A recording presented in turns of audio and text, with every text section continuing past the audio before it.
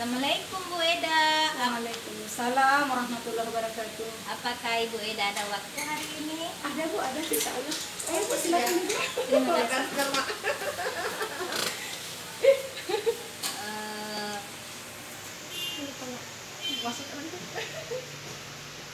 Ada apa ya Bu Rahma? Kayaknya Ibu Rahma punya masalah nih. Maaf Bu Eda, saya mengganggu aktivitas Ibu hari ini. Tidak apa-apa. Ada yang bisa saya bantu Bu Rahma? Begini Bu, saya perlu seseorang untuk mendengarkan keluh kesah saya. Apakah Ibu Eda bisa membantu saya? Iya, bisa sekali Bu. Jadi apa nih yang bisa saya bantu dan apa yang Bu Rahma inginkan dari pembicaraan kita hari ini? Sebetulnya saya ingin mendapatkan pemecahan dari masalah yang saya hadapi hari ini Bu. Masalahnya apa ya Bu Rahma ya? Coba deh Bu Rahma ceritakan apa yang sedang Bu Rahma rasakan. Bu Ida tentu masih ingat waktu beberapa hari yang lalu saya disupervisi. Oh iya. Saya disupervisi di kelas. Nah, waktu supervisi saya mendapat teguran dari pengawas. Begitu ya. Loh, kok bisa Bu? Apa yang membuat Bu Rahma mendapatkan teguran dari pengawas sekolah? Kalau menurut saya sebenarnya itu masalah sepele. Sepele ya? Sesepele apa sih Bu? Kalau saya bisa tahu. Saya kemarin ditegur ketika mengajar saat supervisi itu loh Bu. Proses mengajar saya dikritisi. Proses mengajar kayak yang bagaimana sih yang Ibu Rahma lakukan kalau boleh tahu? Beliau tampak keberatan Bu Eda. Waktu saya mengajar tidak pakai buku teks. Oh iya. Jadi lalu bagaimana tanggapan Bu Rahma dengan respon dari pengawas tersebut? Ya, saya sampaikan kepada beliau bahwa selama ini kalau saya mengajar saya menggunakan berbagai sumber, bisa dari buku-buku referensi di perpustakaan, tapi buku-buku tersebut mengacu pada kurikulum. Iya. Nah, ketika saya sampaikan, beliau tersinggung. Oh iya. Jadi masalahnya begitu ya Bu ya. Nah, sekarang saya mau tanya nih sama Bu Rahma. Selama ini apa yang sudah Bu Rahma lakukan dalam proses belajar mengajar di kelas? Seperti yang saya ceritakan tadi loh Bu, saya menggunakan berbagai sumber. Saya ambil di perpustakaan, mengajak anak-anak mengamati lingkungan sekitar, melihat tayangan video, bahkan saya juga berapa kali mengadakan pembelajaran di luar kelas. Mengapa, kalau saya boleh tahu, mengapa Bu Rahma tidak menggunakan buku teks ya Bu? Kalau menurut saya sumber belajar yang saya gunakan hari itu dan selama ini sangat memudahkan anak-anak. Nah, anak-anak bisa termotivasi loh Bu. Yang penting kan sudah mengacu pada kurikulum.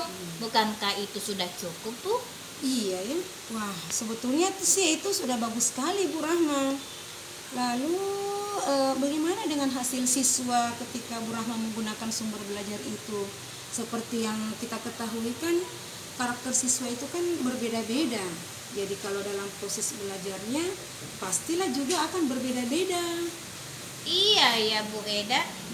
Kok saya tidak kepikiran waktu itu. Selama ini sebetulnya ada beberapa anak-anak yang masih kurang maksimal sih Bu. Nah, itulah Bu Rahma ya, pentingnya menggunakan buku teks ya sebagai sumber belajar. Mungkin harapan dari pengawas kemarin ya seperti itu juga Bu, supaya Bu Rahma menggunakan sumber belajar dengan buku teks ya. Jadi bukan cuma mengandalkan sumber belajar yang seperti Bu Rahma sudah sebutkan tadi. Kalau dipikir-pikir ada benarnya juga ya Bu. setelah Bu Rahma bercerita ya dari tadi ini, sekarang bagaimana perasaan Bu Rahma? Terus terang sih Bu, berapa hari ini saya merasa kurang nyaman, agak tersinggung dan resah juga sih Bu, sampai-sampai saya tidak bisa tidur loh Bu selama berapa hari ini. Iya. Lalu apa yang membuat Bu Rahma merasa setidak nyaman seperti itu yang Bu Rahma sebutkan tadi? Nah, itu dia Bu Eda. Sebetulnya yang membuat saya resah, tidak nyaman karena waktu itu Bapak pengawasnya menyampaikan hal tersebut kepada Bapak Kepala Sekolah. Nah, saya merasa takut Bu, nanti masalahnya jadi bermasalah pada kemudian hari. Apalagi sebentar lagi saya kan mau naik pangkat. Gimana ya Bu? Takutnya nanti naik pangkat saya ditunda. Jadi saya kepikiran nih Bu. Iya. Oh begitu ya Bu Rahma ya. Iya. Jika saya dapat menyimpulkan apa yang Bu Rahma alami sehingga Bu Rahma merasa tidak nyaman, merasa sedih ya pada saat supervisi itu, pertama Bu Rahma tidak menggunakan buku teks sebagai sumber belajar ya.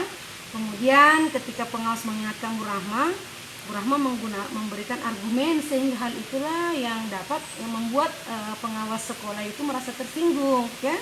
Kemudian yang kedua, pengawas itu menyampaikan kepada kepala sekolah dan akhirnya Bu Rahma jadi kepikiran. Benar seperti itu ya Bu ya? Iya Bu Eda, kira-kira nanti saya bakalan dipanggil nggak sih Bu? Atau ditegur oleh Pak Kepala Sekolah ya Bu? Iya sih.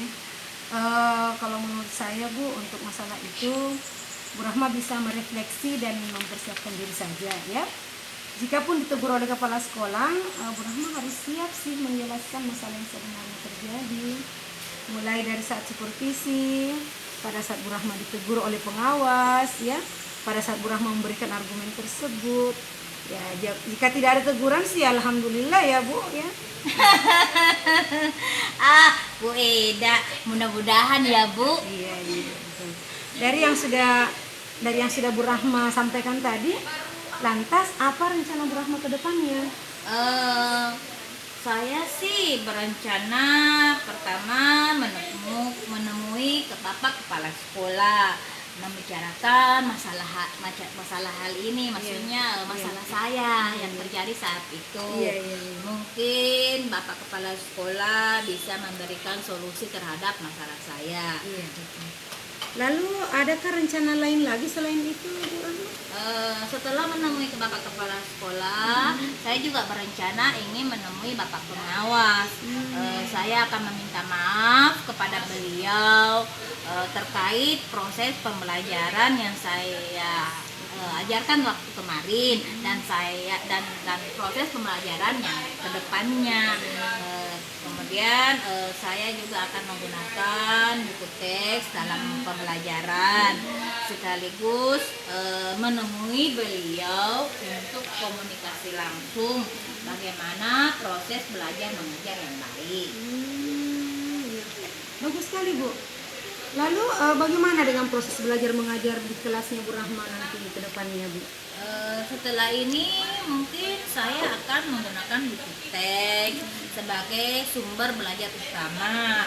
Walaupun nanti ada sumber belajar yang kemarin yang pernah saya gunakan, seperti belajar di luar kelas, menggunakan video, menggunakan buku teks lain yang ada di perpustakaan. Tapi saya akan fokus menggunakan buku teks.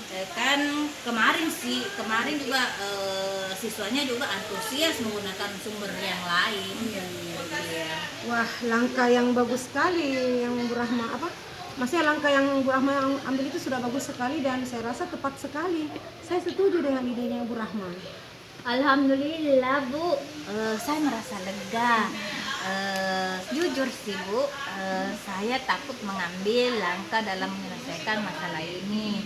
Apalagi sudah berurusan dengan atasan. Dua loh atasan yang kita hadapi. Pertama Bapak Kepala sekolah, Iya, iya. yang kedua bapak pengawas. Iya, betul, Jadi betul. saya merasa was-was nih Iya, Bu, iya, iya. takutnya nanti saya salah Iya, langkah. iya, betul betul.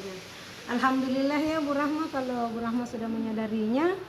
Lalu dari yang sudah Bu Rahma rencanakan tadi, komitmen apa yang akan Bu Rahma lakukan untuk menjalankan rencana itu ya Bu ya? Eh, Mungkin dalam proses pembelajaran saya akan mengacu pada kurikulum, kemudian mematuhi aturan ya dari pengawas tentang proses belajar mengajar yang menggunakan sumber dari buku teks. Lalu dukungan apa yang dibutuhkan Bu Rahma untuk melakukan komitmen tersebut? Apa ya Bu? Masih di pikiran sih Bu. Oh iya, mungkin saya akan berkomunikasi dengan Pak Sainal. Iya, iya. Karena Pak Sainal kan mengajar di jenjang yang sama loh Bu dengan Iya. saya. Iya, iya, betul. Jadi kita bisa saling berkomunikasi, saling mengingatkan, saling menasihati dalam proses pembelajaran. Nah, ini ide yang bagus sekali Bu Rahma ya. Semoga masalahnya dapat segera terselesaikan ya Bu, dan Bu Rahma dapat bekerja dengan suasana hati yang tenang, nyaman, tanpa dihantui rasa takut dan gelisah. Amin. Amin ya. Terima kasih Bu Eda. Saya merasa lega hari ini. Terima kasih atas waktunya mendengarkan keluh kesah saya. Saya juga merasa lega. Semoga kedepannya menjadi guru yang bisa menjadi teladan bagi anak-anak kita dan juga bagi teman-teman yang lain. Amin, amin, amin ya Rabbal Alamin. Sama-sama Bu Rahma. Ya. Baik Bu Eda, kebetulan saya ada jam hari ini loh Bu. Saya mau mengajar di kelas dulu. Assalamualaikum Bu Eda. Waalaikumsalam Bu